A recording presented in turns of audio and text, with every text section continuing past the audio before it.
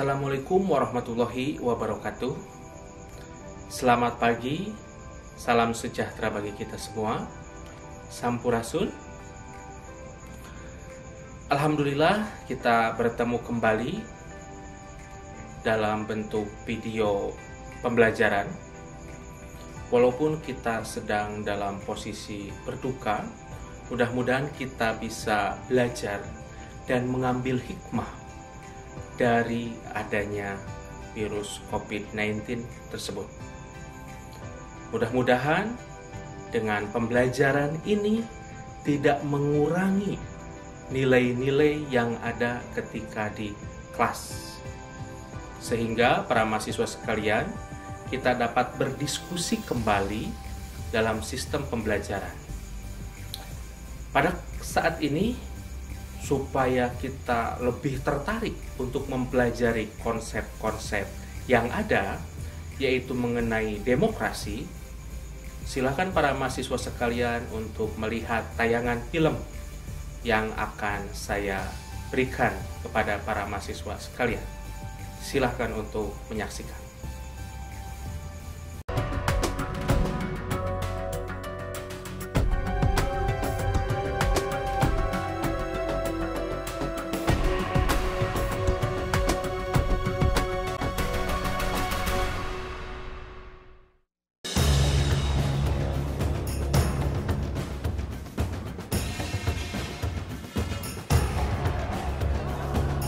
Demokrasi kita ini sudah terlalu kebablasan.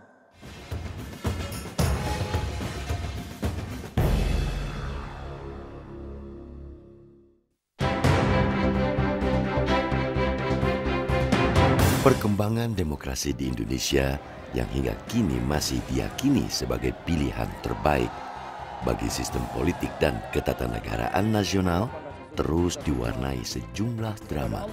Berbagai drama yang terus terjadi ini merefleksikan keniscayaan bahwa proses pencarian demokrasi dalam praktek politik dan kenegaraan kita masih terus berlangsung.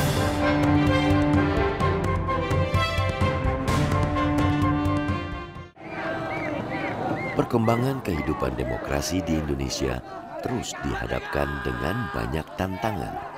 Berbagai kritik terhadap praktek-praktek yang dianggap sebagai penyimpangan demokrasi dalam beberapa tahun terakhir kerap mengemuka dan menerbitkan keprihatinan banyak pihak. Demokrasi kita ini sudah terlalu kebablasan. Praktek demokrasi politik yang kita laksanakan telah membuka peluang terjadinya artikulasi politik yang ekstrim, seperti liberalisme, radikalisme, fundamentalisme, sektarianisme, dan terorisme. Beda dengan yang dimaknai oleh beberapa politisi yang menyatakan, nih kita harus balik ke Orba, karena yang sekarang kebablasan. Saya memilih kebablasan dengan happiness daripada itu tidak semulus jalan tol. Akan tetapi proses demokrasi di Indonesia itu ada kalanya naik, turun, jatuh, bangun seperti itu. Bahkan ketika pada saat zaman Orde Baru menyatakan adalah sebuah demokrasi semu. Jadi seolah-olah demokrasi, padahal di belakangnya ada kebobrokan, di belakangnya ada hal-hal yang harus diperbaiki seperti itu. Walaupun kita jangan melihat secara picik bahwa ketika Orde Baru mungkin ada hal-hal yang dapat kita ambil pelajaran. Seperti itu. Untuk mempelajari konsep demokrasi ini lebih dalam, kita akan gali konsep demokrasi ini berdasarkan dari makna dari demokrasi itu sendiri. Kita akan gali berdasarkan artinya. Karena ada istilah, what is the name? Apalah arti sebuah nama? The name is prayer, the name have meaning. Jadi apalah arti sebuah nama? Nama itu adalah doa, nama itu memiliki arti. Makanya kita akan teliti dulu supaya kita lebih memahami tentang konsep demokrasi tersebut, yaitu dari segi maknanya, dari segi artinya. Demokrasi berasal dari bahasa Latin, terdiri dari dua kata, ada demos dan kratein atau kratos. Jadi kalau demokrasi itu artinya adalah rakyat, dan kratos atau kratein itu adalah artinya pemerintahan. Jadi pemerintahan rakyat, yang tertinggi itu berada di tangan rakyat.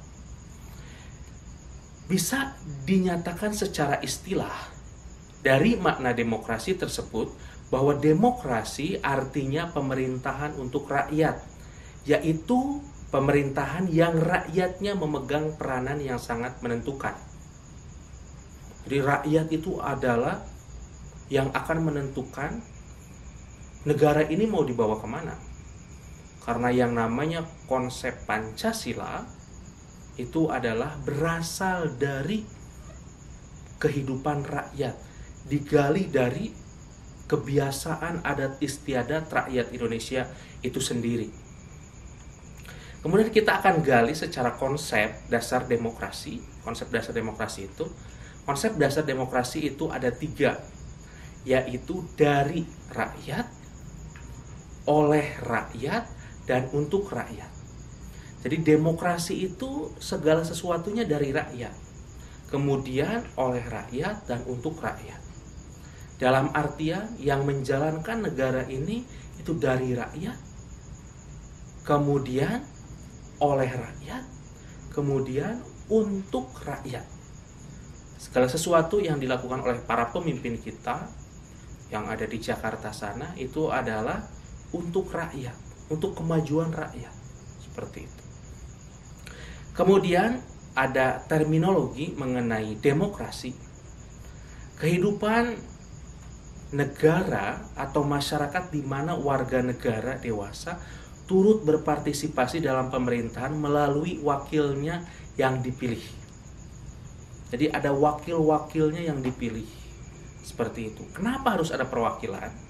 Karena Indonesia itu adalah sebuah daerah yang sangat luas. Dari Sabang sampai Merauke, dari Miangas sampai Tanah Rote, itu sangat luar biasa luas. 6 derajat lintang utara sampai 11 derajat lintang selatan, 95 derajat bujur timur sampai 141 derajat bujur timur. Bahkan kita memiliki 3 daerah waktu Indonesia Barat, waktu Indonesia Tengah, dan waktu Indonesia Timur juga.